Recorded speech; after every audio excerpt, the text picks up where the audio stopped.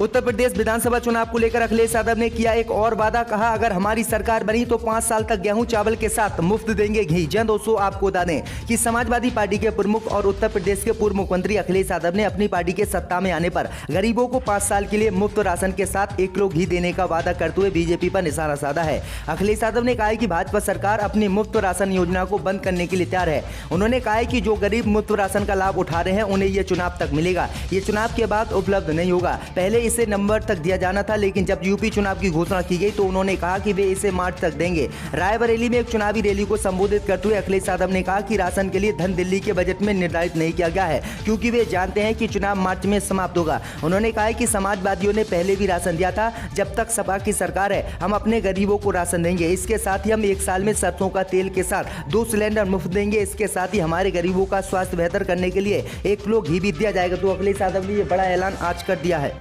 इसी के साथ आपको बता दें कि वाराणसी पहुंचे राहुल, प्रियंका गांधी रविदास मंदिर में फरोसा लंगर। जी दोस्तों, आपको बता दें कि कांग्रेस नेता राहुल गांधी और प्रियंका गांधी वाड्रा बुधवार को रविदास जयंती के मौके पर यूपी के वाराणसी पहुंचे। यहां दोनों ने रविदास मंदिर में आए भक्तों को लंगर परोसा। उत्तर प्रदेश में विधानसभा चुनाव हो रहे हैं। प्रियंका गांधी आज उत्तर प्रदेश दौरे के दौरान राज्य में चुनाव प्रचार भी करेंगी। वह कानपुर, कैंट और किदवई नगर में घर घर जाकर प्रचार करेंगे। इसके बाद सीसामऊ और आर्य नगर में घर घर जाकर अभियान चलाएगा। इसके बाद वह कानपुर में गोविंद नगर में महिला शक्ति गर्जन में भाग लेंगे। तो ये बड़ी अपडेट आई दोस्तों कि राहुल, प्रियंका गांधी उत्तर प्रदेश पहुंच गए हैं। इसी के साथ आपको बता दें कि यूपी चुनाव के बीच राजा भैया की पार्टी को लगा बड़ा झटका। केशव प्रसाद मौर्य की बढ़ेंगी मुश्किलें। जी दोस्तों, आपको बता दें कि यूपी विधानसभा चुनाव के बीच राजा भैया को झटका लगा है। चुनाव से ठीक पहले उनकी पार्टी जनसत्ता दल के जिला अध्यक्ष माजिद अली ने पार्टी को अलविदा कह दिया है और समाजवादी पार्टी में शामिल हो गए हैं। माजिद अली का कौशाम्बी में काफी प्रभाव माना जाता है। उनके आने से सपा जहां इस क्षेत्र में मौजूद होगी, वहीं दूसरी तरफ कौशाम्बी की सिराथू सीट से चुनाव लड़ रहे डिप्टी सीएम केशव प्रसाद मौर्य की मुश्किलें बढ़ सकती हैं। केशव मौर्य के आने के बाद से ही सिराथू सीट सबसे हॉट सीट बन चुकी है। इसी के साथ आपको बताएं दोस्तों कि करहल में यादव परिवार में मची कलह। सपा प्रमुख अखिलेश यादव के खिलाफ जो है अपर्णा यादव ने मांगे वोट। जय दोस्तों, आपको बता दें कि उत्तर प्रदेश में विधानसभा चुनाव के तीसरे चरण में मतदान होने के लिए कुछ ही दिन शेष बचे हुए हैं। इसके लिए सभी राजनीतिक दलों ने कमर कस ली है। ऐसे में हाल ही में बीजेपी में शामिल हुई सपा संरक्षक मुलायम सिंह यादव के परिवार की बहू अपर्णा यादव अब सपा के राष्ट्रीय अध्यक्ष अखिलेश यादव के खिलाफ प्रचार करने को तैयार हैं। मीडिया रिपोर्ट के मुताबिक एक कार्यक्रम में कहा गया है कि अगर पार्टी आदेश करेगी तो वह करहल विधानसभा सीट पर जाकर पार्टी के लिए प्रचार करेंगी, क्योंकि करहल विधानसभा सीट से अखिलेश यादव चुनावी मैदान में है और वह भाजपा के बघेल को जो है चुनौती दे रहे हैं। इसी के साथ आपको बता दें कि करहल सीट से बीजेपी प्रत्याशी एसपी बघेल को मिली जेड श्रेणी की सुरक्षा। मैनपुरी चुनाव प्रचार के दौरान हुआ था हमला। जय दोस्तों, आपको बता दें कि उत्तर प्रदेश के करहल विधानसभा सीट से बीजेपी प्रत्याशी केंद्रीय कानून राज्य मंत्री एसपी सिंह बघेल पर हुए हमले के मद्देनजर गृह मंत्रालय ने बघेल को जेड श्रेणी की सुरक्षा दी है। गृह मंत्रालय की ओर से बताया गया है कि उत्तर प्रदेश में करहल विधानसभा क्षेत्र से बीजेपी के उम्मीदवार को केंद्रीय उद्योग सुरक्षा बल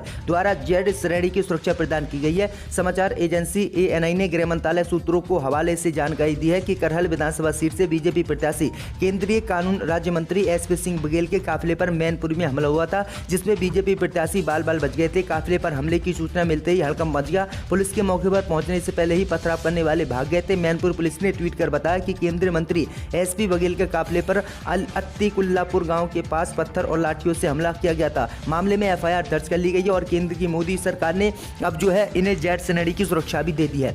इसी के साथ आपको बता दें कि कांग्रेस में इस्तीफों का सिलसिला जारी। गाजीपुर सदर सीट से टिकट न मिलने से नाराज कुसुम तिवारी ने भी छोड़ी पार्टी।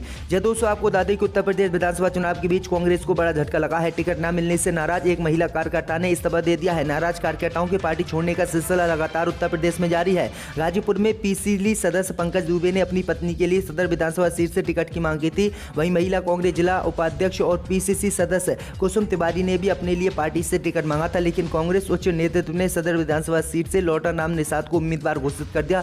इसके बाद अब कार्यकर्ता पार्टी से इस्तीफा दे रहे हैं। टिकट न मिलने से नाराज पंकज दुबे ने पहले ही कांग्रेस से इस्तीफा दे दिया था। वह सुहेलदेव भारतीय समाज पार्टी में शामिल हो गए थे। तो ये बड़ी अपडेट आ रही है। इसी के साथ आपको बता दें कि कानपुर में अमित शाह का मेगा रोड शो, घर घर संपर्क के जरिए बीजेपी के लिए मांगेंगे वोट। जय दोस्तों, आपको बता दें कि उत्तर प्रदेश में 2 चरणों में हुए चुनाव में बुरी तरह से हार रही भाजपा बौखला गई है। उत्तर प्रदेश विधानसभा चुनाव के तीसरे चरण के चुनाव प्रचार के लिए अब बीजेपी ने पूरी ताकत झोंक दी है। गृहमंत्री अमित शाह आज कानपुर की जनता के बीच पहुंचे हैं। अमित शाह ने कानपुर एक रोड शो किया है। इस दौरान वहां बड़ी संख्या में कार्यकर्ताओं की भीड़ मौजूद है। हाथों में बीजेपी का झंडा थामे कार्यकर्ताओं ने बीजेपी के समर्थन में जमकर नारेबाजी की। केंद्रीय मंत्री अमित शाह ने कानपुर के आर्य नगर में घर घर लेकर संपर्क के दौरान बीजेपी के लिए वोट मांगे। इस दौरान हर तरफ जय श्री राम की गूंज सुनाई दी।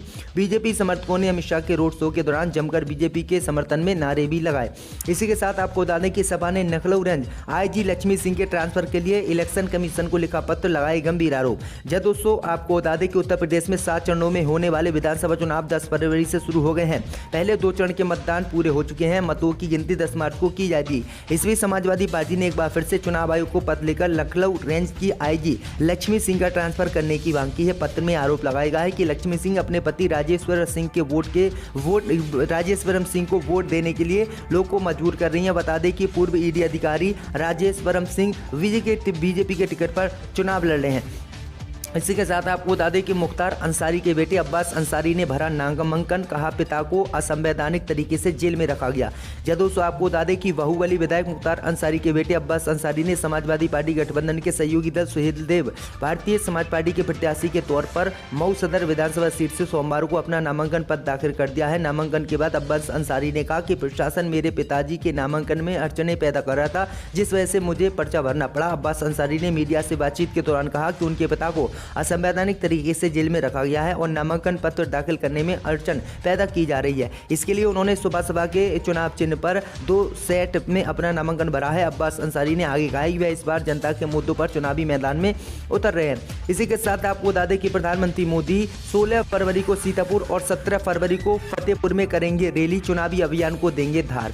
दोस्तों आपको बता दें कि उत्तर प्रदेश विधानसभा चुनाव में भारतीय जनता पार्टी ने अभियान को धार देने की कवायद के तहत प्रधानमंत्री मोदी को बुधवार सीतापुर और गुरुवार को फतेहपुर में चुनावी रैली को संबोधित करने के लिए बुलाया है।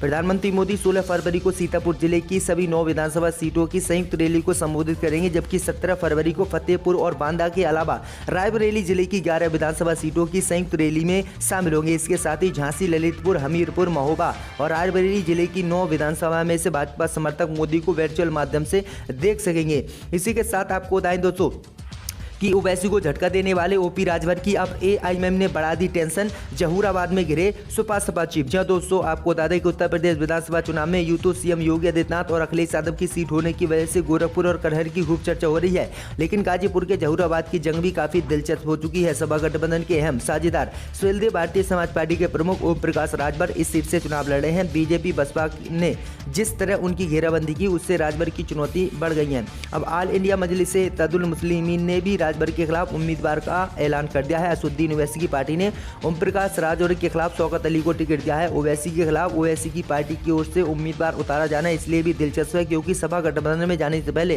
राजभर ने ओवैसी के साथ मिलकर चुनाव लड़ने का ऐलान किया था। इसी के साथ आपको बताएं दोस्तों कि भाजपा के बाद अब बसपा का अच्छे दिन वापस लाने का वादा, मायावती बोली पूरी ताकत से हम लड़ रहे हैं चुनाव। दोस्तों आपको बता दें कि पूर्व मुख्यमंत्री मायावती ने सोमवार को कहा कि उनकी बहुजन समाज पार्टी राज्य में वर्ष 2007 की तरह सुशासन के अच्छे दिन वापस लाने के लिए पूरी ताकत के साथ उत्तर प्रदेश विधानसभा चुनाव लड़ रही है। जालौन जिले के ओरई में एक जनसभा को संबोधित करते हुए बसपा प्रमुख ने भाजपा, कांग्रेस और समाजवादी पार्टी पर जमकर निशाना साधा और इन दलों के राज्य में शासन के दौरान रही कमियों का उल्लेख किया। तीसरे चरण के दौरान 20 फरवरी को जालौन जिले की सीटों पर मतदान होना है, तो ये बड़ी अपडेट आ रही है। इसी के साथ आपको बता दें कि यूपी में अब तीसरे चरण की 69 सीटों के लिए शुरू हुआ घमासान, अखिलेश सप्पाल का भी होगा इम्तिहान। दोस्तों आपको बता दें कि उत्तर प्रदेश में रविवार को मतदान का तीसरा चरण है। रविवार के बाद 75 जिलों और 403 विधानसभा क्षेत्रों में से 37 जिलों की 194 विधानसभा क्षेत्रों में से 4 चरणों में मतदान होना बाकी है। 69 सीटों पर 24 मिलियन मतदाताओं के साथ तीसरा चरण सत्तारूढ़ समाजवादी पार्टी के लिए सबसे बड़ा महत्वपूर्ण है क्योंकि इसमें यादव परिवार के गढ़ है, जिसमें इटावा, मैनपुरी के गृह जिले शामिल हैं। खासतौर से इस चरण में अखिलेश यादव और शिवपाल यादव का भी इम्तिहान होगा क्योंकि शिवपाल पहली बार अखिलेश को नेता मानने के बाद सपा के साथ मिलकर चुनाव लड़े हैं। इसी के साथ आपको बताएं दोस्तों कि यूपी में तेजी से बढ़ रहा है तापमान, जाने कैसा रहेगा आने वाले समय में यूपी का मौसम। दोस्तों आपको बता दें कि यूपी के तापमान में लगातार बढ़ोतरी हो रही है। भारतीय मौसम विज्ञान विभाग के अनुसार आने वाले दिनों में प्रदेश में मौसम साफ रहेगा और तापमान बढ़ेगा। इसकी वजह से ठंड से राहत मिलना जारी रहेगा। दूसरी तरफ कोहरे का प्रभाव भी कम होता जा रहा है। हालांकि सुबह शाम अभी ठंड महसूस की जाएगी। वहीं मौसम विभाग ने इस हफ्ते बादल के छाए रहने की संभावनाएं भी जताई हैं। आइए जानते हैं कि आज यूपी के इन बड़े शहरों में मौसम कैसा रहेगा। लखनऊ में आज अधिकतम तापमान 27 और न्यूनतम तापमान 10 डिग्री सेल्सियस रहने का अनुमान है। सुबह में हल्का कोहरा छाया रहेगा, दिन में मौसम साफ रहेगा। वायु गुणवत्ता सूचकांक खराब श्रेणी में 215 दर्ज किया गया है। तो ये बड़ी अपडेट आ रही है दोस्तों कि उत्तर प्रदेश में लगातार अब जो है तापमान बढ़ेगा और दिन भी साफ रहेंगे, जिससे ठंड से काफ़ी राहत उत्तर प्रदेश के लोगों को मिलने वाली है।